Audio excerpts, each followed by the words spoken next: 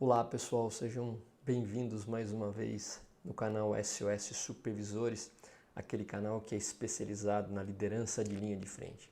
As pessoas que trabalham diretamente no processo produtivo e têm uma grande responsabilidade de fazer resultado com a equipe. Hoje nós vamos falar de um indicador que é o queridinho da área industrial, né? Não só os supervisores, a liderança de linha de frente em geral, mas o pessoal de melhoria contínua tem um grande apreço em relação a esse indicador, que é o OIE. Mas, como tudo na vida, ele tem algumas deficiências. Então é importante que a gente saiba interpretar muito bem esse indicador, entender as deficiências para que, em conjunto com algum outro indicador, você possa atingir resultados. Então eu convido você para ficar comigo até o final, para que você possa realmente dominar esse tipo de indicador. Se você gosta desse tipo de vídeo, se ele agrega valor para você, não deixa de dar um like, que isso ajuda muito o canal a alcançar outros supervisores, ok? Vamos lá então. Pessoal, o que é o OIE? Antes de a gente entender para que ele serve, o que é o OIE? O OIE, na verdade, ele significa Overall Equipment Effectiveness, né? Que a tradução dele é a eficiência global do equipamento. Tá? Então, essa é a primeira definição ao pé da letra. É o indicador de longe mais importante do TPM. TPM é uma ferramenta de melhoria contínua onde tem alguns outros indicadores como MTBF, MTTR, mas o OE é de longe o indicador mais importante do TPM e é muito utilizado quando se quer fazer melhoria contínua nas células de manufatura. E o que é o TPM, né? No passado, pessoal, o TPM ele era chamado de Total Productivity Maintenance, é a manutenção produtiva total. Hoje em dia ele mudou, na verdade não é hoje em dia, há alguns anos ele mudou com uma conotação mais ampla. Então hoje é o Total Productivity Management, ou seja, é o gerenciamento da produtividade total. Mesmo porque o grande objetivo do TPM ele reduzir perdas não só na área de manufatura, mas nas áreas administrativas também. Então, hoje em dia, inclusive com o avanço da melhoria contínua nas áreas produtivas, as áreas administrativas estão ficando para trás. E todas essas técnicas de redução de desperdício, redução de perdas, ela pode ser inclusive muito bem implementada nas áreas administrativas. Para que serve então o OIE, pessoal? Para que serve? Eu já fiz um vídeo há algumas semanas atrás explicando um pouquinho sobre a diferença de indicador de resultado e indicador de progresso. Você que trabalha na liderança de linha de frente precisa dominar esse conceito, porque você não consegue excelentes resultados se você não tiver um balanceamento de um indicador de resultado e um indicador de progresso. O indicador de resultado ele sempre vai medir o quanto você está perto ou afastado da sua meta. E o indicador de progresso são ações no processo que, se bem monitoradas, vai te impulsionar e vai te deixar mais próximo do resultado. E o indicador de OE, ele é um indicador que tem uma correlação direta com o resultado de uma entrega. Então, quais são os indicadores de resultado de entrega, de quem quer entregar muito bem, que é uma das dimensões, uma das 5 dimensões da qualidade total. Então, indicadores de resultado para entrega, você tem muitas vezes a porcentagem de pedidos que o cliente pede pela quantidade de pedidos que você consegue entregar na produção. Esse é um indicador de resultado para entrega. Um outro indicador de resultado é a porcentagem do que foi produzido realmente pela produção, pela quantidade de peças planejadas pelo planejamento e controle da produção. E um outro indicador muito utilizado para a entrega é o número de peças produzidas por dia. Então é um indicador de produtividade, tá? Que é diferente de produção. O indicador de produção é simplesmente o volume de peças produzidas num determinado tempo. Agora, quando você divide a quantidade produzida por um recurso, principalmente por mão de obra, isso acaba sendo um indicador de produtividade. Então, esse, em suma, são os 3 indicadores que nós utilizamos para entrega. E os indicadores de progresso, que têm impacto e correlação direta com esses resultados. A gente tem o monitoramento do número de quebra de máquinas, é um indicador de progresso que tem correlação com a produtividade, tempo médio de setup, quanto tempo em média você gasta entre um lote e outro, né, no momento em que você faz a preparação. Tempo de espera é um outro indicador de progresso que tem impacto em relação ao resultado. Tempo padrão ou tempo de ciclo padrão é o tempo necessário para você fazer uma peça. Então, o tempo de ciclo também é um indicador de progresso que tem impacto em relação ao resultado. E o próprio volume de peças em processo, que a gente chama de work in process. Então, basicamente, nós temos aí um conjunto de indicadores de resultado e indicadores de progresso que, uma vez correlatos, fazem com que a liderança de linha de frente possa gerenciar melhor a sua área. E onde entra o OE nisso tudo, pessoal? O OE basicamente é um indicador que ele engloba número de quebra de máquinas ou tempo de quebra de máquinas, tempo, por exemplo, que você gasta fazendo setup, tempo de espera de material, de informação, para que a equipe possa executar uma determinada ordem de fabricação, e o próprio tempo de ciclo. Todos essas paradas e mais algumas que nós vamos comentar na aula de hoje têm impacto direto no cálculo do OE, que tem como resultante, né, ele é resultante da produtória de 3 componentes, que é a disponibilidade, a performance e a qualidade. Então, o OE ele serve como um indicador de progresso para que você possa ter mais ou menos resultado. Por isso que ele é tão importante para a liderança de linha de frente. Onde eu devo usar o OE, pessoal? Onde que basicamente eu devo colocar os meus esforços para que eu possa estar tendo o resultado esperado? Pessoal, aonde esse indicador, uma vez implementado, dá maior resultado é no recurso com restrição de capacidade, também chamado de recurso RRC. Nós vamos falar um pouquinho sobre ele, pessoal. O que é o recurso com restrição de capacidade? É aquela operação que é mais lenta dentro de um fluxo de valor de um produto, né? É aquela operação onde o tempo de ciclo é o maior deles, né? Onde a produção por hora ela é a menor se comparada com as demais operações naquele fluxo de valor. Então, é aí que a gente aplica o OE, aí que a gente tem o maior resultado em relação à performance. Vamos mostrar como que se calcula o OE. Então o OE, basicamente, ele é a resultante de uma produtória, né? De uma multiplicação entre a disponibilidade dos equipamentos, a eficiência e a qualidade. Por exemplo, se você tem uma disponibilidade de 90% do seu equipamento, o equipamento em relação às horas totais disponíveis, ele fica a 90% disponível para você trabalhar. Se dentro desse tempo disponível você consegue atender 95% daquele tempo padrão, transformando aquele tempo padrão em peças produzidas, e se você faz 99,9% daquelas peças que você produziu no desempenho em relação à qualidade, você tem aí uma produtória, você tem um OE de 85%, que é o OE de classe mundial.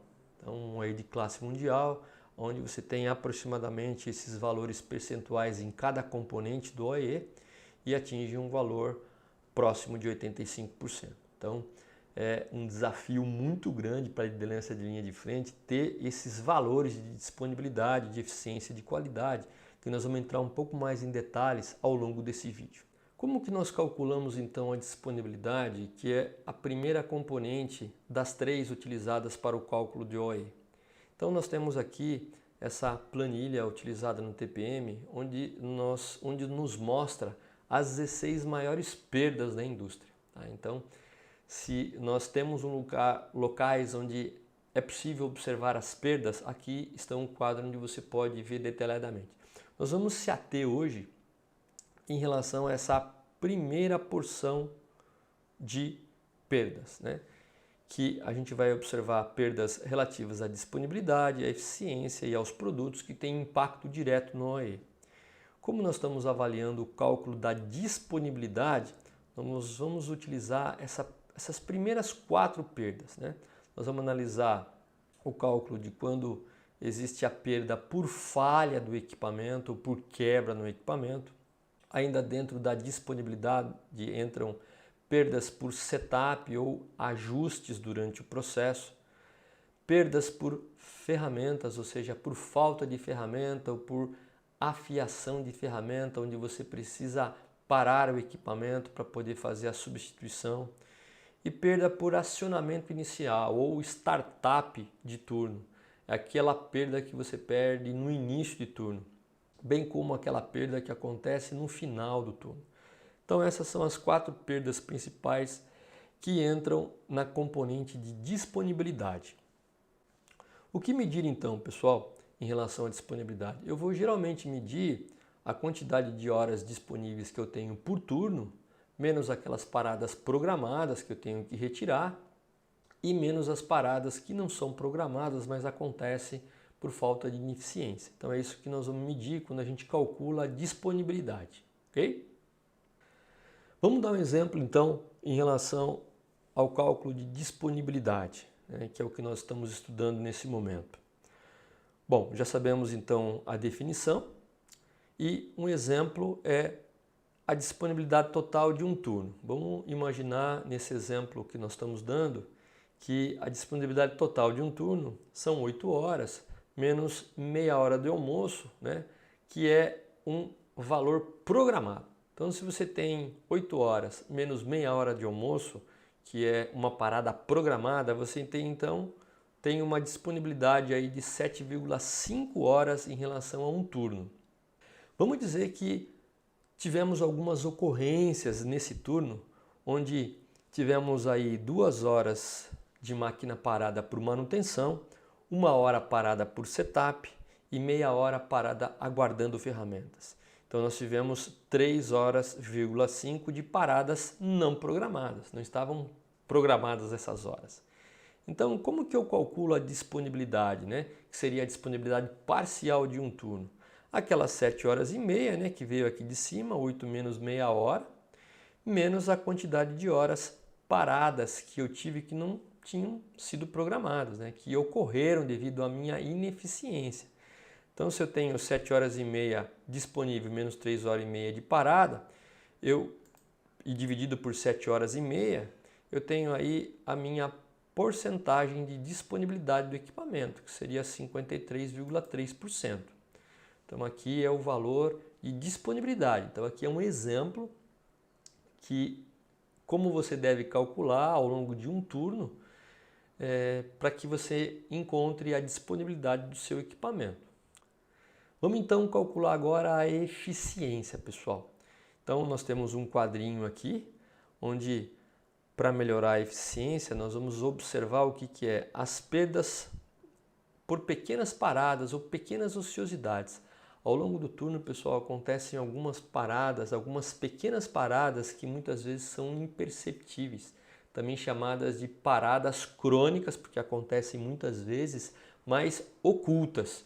As pessoas não conseguem perceber porque elas são pequenas, mas como elas acontecem ao longo de todo o turno, de todo mês, de todo o ano, acaba tendo um impacto muito grande na eficiência. E também quando existe a perda de velocidade. O que é perda de velocidade? Você tem um tempo de ciclo padrão necessário para se fazer uma determinada peça, pode ser que tenha diferentes tempos de ciclo em função da dificuldade ou facilidade de fazer peças diferentes. E quando a operação não segue corretamente o tempo de ciclo definido nos padrões de engenharia, nós temos uma perda de velocidade. A máquina gira a um tempo de ciclo menor em relação ao padrão, fazendo com que haja não só uma ineficiência, como um aumento dos custos também. Então a eficiência entra basicamente esses 2 pontos. Mais uma vez, geralmente eficiência são as perdas que a gente observa dentro do ciclo. Dentro de um ciclo onde executamos aí na operação a realização de uma série de elementos, quando existe uma perda entre um elemento e outro elemento, ou um elemento ele tem um tempo maior em relação ao que foi definido no padrão, nós temos uma perda aí de eficiência, ok? Então, basicamente, perdas aí dentro do ciclo e entre os elementos de trabalho que compõem o ciclo. O que nós vamos medir então em relação à eficiência, pessoal? É a quantidade de peças produzidas naquela disponibilidade parcial que veio da componente de disponibilidade que vimos agora no slide anterior. Vamos dar um exemplo para ver como que a gente calcula aí a eficiência. Então, nós queremos nesse slide calcular a eficiência, que é aquela definição que a gente acabou de ver. E nesse exemplo aqui nós tínhamos aí uma disponibilidade parcial de 4 horas, né, que era aquelas 7 horas e meia disponíveis, que são 8 menos o horário do almoço, que são meia hora que nós consideramos aqui no exemplo, mais 3 horas e meia de paradas não programadas. Então, sobrou para aquele turno trabalhar 4 horas. Agora, pessoal, a produção por hora padrão, em função do tempo de ciclo padrão, é tirar 100 peças por hora.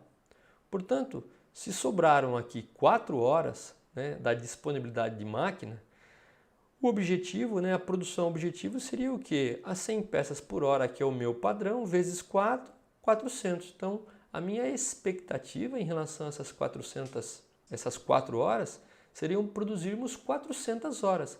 Só que, na realidade, o turno produziu 300 peças, né? Por aqueles problemas de ociosidade, problemas de perda de velocidade, problema de pequenas paradas, né, imperceptíveis, a produção só fez 300 peças, quando na verdade a expectativa era 400. Portanto, quando eu divido o que eu fiz na verdade, né, sobre a minha expectativa, eu tenho o valor de eficiência. Então, nesse caso aqui, a área teve uma eficiência de 75%. Tá? Então, é assim que nós calculamos a eficiência de um equipamento. Pessoal, agora nós vamos calcular a componente de qualidade do OE. Vamos seguindo o nosso exemplo. Em relação à performance, a eficiência do slide anterior, nós tínhamos aí 300 peças produzidas no primeiro turno. Mas vamos supor que, em relação a essas 300 peças, nós tivemos 300 peças de scrap e mais 10 peças de retrabalho, ou seja, um total de 40 peças não conforme. Então, qual foi, na verdade, a porcentagem da componente de qualidade para o OE naquele turno, naquele dia? São 300 peças boas menos 40, né? A quantidade de peças boas, eu, na verdade, produzi somente 260 peças. Então, como que eu calculo? Eu tenho 260 peças que, de fato, saíram boas sobre as 300 que eu tirei na minha eficiência, que a gente viu no slide anterior. Portanto, isso dá uma porcentagem dentro da componente de qualidade no OE naquele dia de 86,7%. Então, e é assim que nós calculamos a qualidade, a porcentagem em relação a essa componente de qualidade dentro do OE. Bom, como ficamos então em relação ao cálculo final do OE naquele dia, naquele turno? Então nós temos aí a disponibilidade de 53,3%, que nós vimos nos slides anteriores. Temos aí uma eficiência de 75%, temos aí uma qualidade de 86,7%, e se nós fizermos a produtória, né, a multiplicação dessas três componentes, nós vamos ter um OE de 34,6%. Então, pode ver que é um OE extremamente baixo, né? Quando nós comparamos então com o OE de classe mundial, que deve ser aí o grande objetivo, nós costumamos chamar de True North, né? A gente precisa fazer melhoria contínua ao longo do tempo para que nós possamos ficar o mais próximo possível de 85%, que é um grande desafio. Então é assim que nós calculamos aí, no final das contas, o OE naquele dia, naquele turno, com esse exemplo que eu acabei de te dar. Pessoal, como que a gente pode então ter uma referência em relação ao OE? O OE de classe mundial, né, é 85%, como nós já comentamos.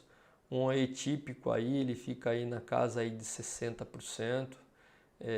Ainda é um valor assim um pouco alto do que nós costumamos observar inicialmente quando nós medimos isso pela primeira vez nas células E aí um OE baixo que a gente costuma observar é realmente em torno de 40%, entre 40% e 50%, é um OE que a gente costuma aí observar quando nós iniciamos aí um processo de medição. Então aqui está aí uma base de referência para que você possa ter uma ideia aí de como que está o seu OE em relação à classe mundial, um OE razoável, um OE baixo. Pessoal, como que você pode então fazer a gestão do OE? Então eu vou te dar algumas dicas aqui para que você possa fazer a tua gestão, você que trabalha aí na liderança de linha de frente. Então aqui é um gráfico típico onde você consegue monitorar as tendências aí do OE ao longo de cada mês. Aqui é o mês corrente de junho, onde você pode entender a variabilidade do OE dia a dia. Então você tem uma linha de meta aqui, uma linha verde de meta, nesse caso aqui dessa linha é 74%. Você tem um OE objetivo ou o nosso True North. Então esse indicador aqui é um indicador que quanto maior o valor do OE, melhor essa expectativa. Então tem sempre uma carinha em relação à evolução, às tendências do mês e uma carinha também em relação aos últimos 5 dias. Você pode estar com uma tendência boa, mas os últimos 5 dias pode ser que não esteja tão bom. Então aqui é um indicador onde você consegue fazer a gestão aí do OE ao longo do mês e ao longo do ano. Então é uma dica interessante para você que quer fazer aí a gestão desse indicador na sua linha. Pessoal, algumas dicas para que você possa trabalhar para a melhoria contínua do seu OE, para que você possa gradativamente aumentar o valor do OE. Então a primeira dica é o seguinte, pessoal, sempre foque no componente mais baixo primeiro. Então, se você, nesse caso, por exemplo, a disponibilidade é a componente mais baixa do OE. Então é por aqui que eu vou começar o meu trabalho. É aqui que eu vou começar a olhar com mais detalhes. Então aí é a primeira dica que você tem que seguir quando você vai começar a desenvolver aí um processo, um plano de melhora do seu OE. A segunda dica, pessoal, é quebrar essa componente mais baixa em extratos. É tentar entender o seguinte, por que a minha disponibilidade é baixa, É por volta aí de 53,3% nesse ano. Por que essa componente é baixa? Quais são as minhas maiores paradas que estão roubando disponibilidade do meu equipamento? Então é aqui que eu preciso dar uma olhada e começar a levantar aí os dados e tentar quebrar essa componente em extratos e começar a entender aí quais são os extratos mais significativos que possam aí reduzir as horas paradas e aumentar a disponibilidade.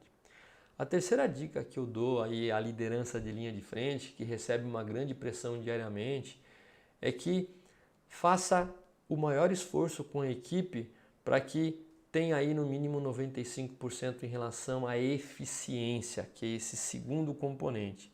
Por quê? Muitas vezes a disponibilidade ela não vai depender só da liderança de linha de frente. A liderança de linha de frente sim tem a responsabilidade de puxar e liderar o processo para tentar entender os dados e com a equipe de suporte melhorar a disponibilidade. Mas a eficiência está diretamente na mão do supervisor, do coordenador, do mestre, do encarregado, do líder. Tá? Eu sempre falava para a minha equipe que nós tínhamos, entre aspas, até a desculpa de ter uma disponibilidade menor, muitas vezes em função de problemas de manutenção, de falta de material, mas mesmo que sobrasse apenas 1 hora num turno, aquela 1 hora a minha equipe tinha que transferir, tinha que transformar aquela 1 hora no padrão exigido de engenharia e bater aquela meta em relação àquela expectativa. Então, a eficiência é uma responsabilidade direta da supervisão, em transformar aquele tempo que sobrou em peças produzidas conforme os padrões, conforme os tempos de ciclo padrão. Então trabalhe fortemente em relação a você ter aí por volta de 95% a 100% de eficiência, porque você acaba tendo mais autoridade, mais autoridade moral para cobrar os outros departamentos de suporte em relação à disponibilidade. Então fique sempre atento com essa dica em relação à eficiência, que está muitas vezes direto ao que você tem controle com a tua equipe, ok? Então essas aí são 3 dicas para que você possa tratar adequadamente o OE. Pessoal, aqui é um gráfico onde você pode fazer de forma integrada a gestão do seu OE, de quanto está aí o OE. No caso dessa linha específica aqui, o valor é 76,70%. Em conjunto também olhar como anda aí a tua disponibilidade, como anda a tua performance, qual é o valor da tua qualidade, bem como a meta, né? Essa linha tracejada aqui, a meta, a linha mais cheia, o valor real. Então você pode, num quadro só, avaliar rapidamente, até aquele determinado dia do mês, como é que está o valor acumulado, não só do EE, mas também das 3 componentes, para que você possa ficar realmente aí nutrido de boas informações e dar os próximos passos rumo à melhoria do OE. Então aqui está um exemplo de como você pode trabalhar como se fosse um radar. Uma outra dica importante, pessoal, é você também acompanhar a variabilidade, né, as tendências em relação à disponibilidade do teu equipamento ao longo do dia, né? Como é que tá as tendências, né? Como é que está a variabilidade dos dados em relação à linha de meta? Então isso é muito importante, não só em relação à disponibilidade, mas também em relação à performance e à qualidade. Então você pode estar gerenciando essas tendências dessas 3 componentes que vão levar você a um patamar cada vez melhor em relação ao cálculo do OE. Então, continuando as dicas, pessoal, é importante que você faça o acompanhamento em relação à disponibilidade, à performance e à qualidade em avaliando as tendências do dia a dia. Então, se você avaliar as tendências e a variabilidade de cada uma dessas 3 componentes, você pode gerenciar o indicador final do OE com mais facilidade. Então aí estão alguns gráficos onde nós temos aí algumas metas para cada tipo de componente e você pode analisar como é que isso está indo ao longo do tempo. Se está mais estável, se está tendo uma tendência de melhorar ou de piorar. Então são gráficos que te ajudam aí a você tomar decisões em relação ao OE. Uma coisa super importante, principalmente em relação à disponibilidade, é um gráfico de Pareto sobre as principais paradas, né? Basicamente aquelas paradas que fazem com que a disponibilidade fique mais baixa. Então, a partir do momento que você vai coletando dados, você consegue saber exatamente qual é aquele extrato, né, que está prejudicando a tua disponibilidade. Então, uma vez que você faça aí uma coleta e uma análise gráfica, principalmente quando você pega Pareto, você pode entender qual é aquele extrato dentro da disponibilidade que está puxando aí a disponibilidade para baixo, e aí em função aí de um plano de ação com a equipe, você conseguir fazer com que esse extrato seja reduzido, esse problema seja reduzido para que você aumente a tua disponibilidade. Então aí fica mais uma dica para que você possa administrar essa componente mais baixa e consequentemente alavancar o teu OE. Sem esse tipo de análise, sem esse tipo de ação, né, dentro aí principalmente aí de um plano 5W1H, você não consegue aí melhorar a disponibilidade e consequentemente não vai conseguir melhorar o OE. Como eu já disse no início do vídeo, né, é um indicador fantástico o OE em relação à produtividade, ele alavanca realmente a produtividade, faz com que você consiga entregar mais facilmente os seus produtos no dia a dia, mas ele tem um ponto fraco, né? Como nós sabemos, como basicamente o objetivo da melhoria de processo é reduzir desperdício, quando você faz isso, você imprime velocidade à produção. Quando você fica mais eficiente e reduz desperdícios, principalmente também agilizando a produção, você consegue ter muito mais velocidade. Mas ele precisa ser auxiliado por indicadores de direção, né? Por quê, pessoal? Não adianta nada a gente ser eficiente, mas não ser eficazes, né? E eu vou dar uma noção daqui a pouco para você do que eu estou falando, né? Então a gente precisa entregar mais rapidamente os produtos, mas os produtos certos, né? Então assim, o que eu quero de fato entregar? Quais são os produtos que eu quero entregar mais rapidamente? Para quem? Então eu não quero ter simplesmente uma velocidade a mais, né? Eu não quero simplesmente ser muito rápido para chegar a algum lugar. eu preciso definir também aonde eu quero chegar, porque eu posso ser rápido, mas entregar um produto que não interessa ao cliente. Então isso são coisas realmente importantes e é o ponto fraco do OE. Ele é um indicador de muita velocidade, mas sem muita direção. Então ele tem que ter um complemento de outros indicadores. Pessoal, então dentro do Lean, dentro da manufatura enxuta, nós precisamos ser eficientes e eficazes. Eu gosto muito da definição do Peter Drucker, que faz uma associação, uma analogia, né, com algo prático que a gente consegue de longe entender. Então, o que é eficiência nesse caso, né? Eficiência é cavar, por exemplo, com perfeição técnica, um poço para se obter água. Então, quando alguém está fazendo um poço artesiano ou aqueles poços tradicionais, o que seria eficiência em relação a esse objetivo, né? É realmente utilizar todas as técnicas para que rapidamente e com qualidade a gente possa cavar muito bem um poço aí artesiano, né? Esse é o conceito de eficiência. E o conceito de eficácia é encontrar água, né? Não adianta eu produzir o melhor poço artesiano do mundo e no final das contas não ter água, né? Eu vou ser eficiente, mas na verdade não vou ser eficaz, porque eu quero na verdade é ter água. Então esse é o conceito aí de eficiência e eficácia. Então o OE é um indicador que nos dá muita eficiência, né? No sentido de imprimir a máxima velocidade possível para entregar um produto. Mas se não tiver alguns indicadores de eficácia para que direcione o OE, a gente não vai ter tanto sucesso. Então, qual que é um indicador aí de eficácia importante que trabalha junto com o OE? Por exemplo, é um indicador de aderência, né, que nós chamamos de aderência. O que é um indicador de aderência? É um fator, né? O que é um fator aqui nesse caso? É a quantidade que eu produzi de uma determinada peça que o PCP realmente planejou sobre aquela quantidade do turno e do dia que ele quis que planejássemos, que quis que produzíssemos. Então, na verdade, o que a gente está medindo? A quantidade certa do produto certo. Então, o PCP, o planejamento, ele define uma expectativa para aquele dia em relação às necessidades do cliente, em relação a aquelas peças que o cliente precisa, em relação àquela quantidade que o cliente queria. E quanto de fato a produção fez. Então, esse é um indicador de aderência, né?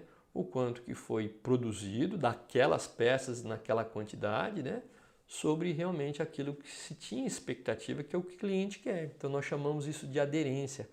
E quanto maior a aderência, melhor. Então, aqui, por exemplo, tem uma expectativa inicial, que é essa linha verde. Existe um monitoramento mês a mês e dia a dia dentro do mês. Então, os dias em que a gente tem uma aderência muito baixa, é necessário ter um registro do que se aconteceu, né, e praticamente um plano de ação para que a aderência possa não só atingir a meta, como superar. Então, a aderência, pessoal, é um indicador de eficácia que trabalha em conjunto com o OE, ok? Então, esse é o nosso primeiro indicador de eficácia que dá um suporte, uma direção para o OE. Esse próximo indicador de auxílio do OE, que dá uma direção do OE, é o aging, que nós chamamos de aging, é um envelhecimento. Se uma peça ela não está demorando muito mais do que o lead time para ficar no processo. Então, quando nós fazemos o VSM ou quando nós fazemos o mapeamento de fluxo de valor, a gente mede o tempo, em média, que dura uma ordem desde a operação inicial até o despacho para o almoxarifado, por exemplo. Então, o tempo em que uma peça demora entre a primeira operação e a última de sua célula é o tempo lead time. E aí você pode monitorar esse tempo para que não fique muito acima do lead time. Então, nesse caso aqui, nós monitoramos uma quantidade de peças, as ordens de fabricação acima de 7 peças, que é a meta. Então, nós não queremos ter ordens de fabricação no processo acima de 7 dias a partir do momento que ela foi aberta. Então, você pode ir monitorando e quando tem tempos muito altos, por exemplo, 14, 12 dias, é necessário uma ação para tentar entender por que aquela peça ainda não foi liberada. Então, é um controle indireto que nós chamamos aqui de inventário ou de work in process. Então, isso monitora a quantidade de ordens que ficam envelhecendo, que ficam paradas e que por algum motivo elas deviam já ter sido entregues. Então, esse é o segundo indicador de eficácia que, em conjunto com a E, ele dá uma direção correta para que a gente não fique com peças paradas no processo. Pessoal, a interação de indicadores. Então, o que nós vimos? Né? Que o OE ele precisa de mais alguns indicadores para que possa haver eficiência e eficácia na área produtiva. Então, nós mostramos aqui o indicador de OE, as suas componentes, também mostramos indicadores de aderência, que são indicadores de eficácia, e o weighting. Contanto, esses três indicadores eles formam um pacote que a gente acaba tendo eficiência e eficácia, que é basicamente o que a gente precisa para ter uma alta performance celular. Então o OE sozinho ele não vai te ajudar muito, ele vai te ajudar sim a você ter velocidade, mas lembra, velocidade sem direção não traz muito resultado. Mais um conteúdo chegando e a gente sempre deixa aí uma reflexão, né? O que vocês acharam da dica de hoje, né? Se ela pode te ajudar a melhorar a tua produtividade. Então deixa aí nos comentários que nós sempre gostamos de saber se nós estamos caminhando na direção certa em cima das tuas necessidades. Então, mais uma vez, se você gostou do vídeo, deixa aí um joinha, um like, isso é muito importante para que a gente possa fazer com que o vídeo chegue a outras pessoas. Deixe seus comentários, envie suas sugestões de outros temas que possam te ajudar, que você esteja tendo dificuldade e que a gente de alguma forma pode dar uma direção e solucionar esses problemas. Não deixe de compartilhar com os teus colegas aí de profissão para que eles também possam ter a oportunidade de resultado. E se você ainda não está inscrito no canal, se inscreva, acione aí o sininho para que você possa ser avisado sempre que tiver um novo vídeo no ar. Então, pessoal, mais uma vez, o meu muito obrigado. Nós fazemos com muito carinho todo esse conteúdo e não deixe de nos seguir e aprender com as dicas que a gente está dando. Então, SOS Supervisores do canal para quem quer ir muito mais longe. Muito obrigado aí e até o próximo vídeo.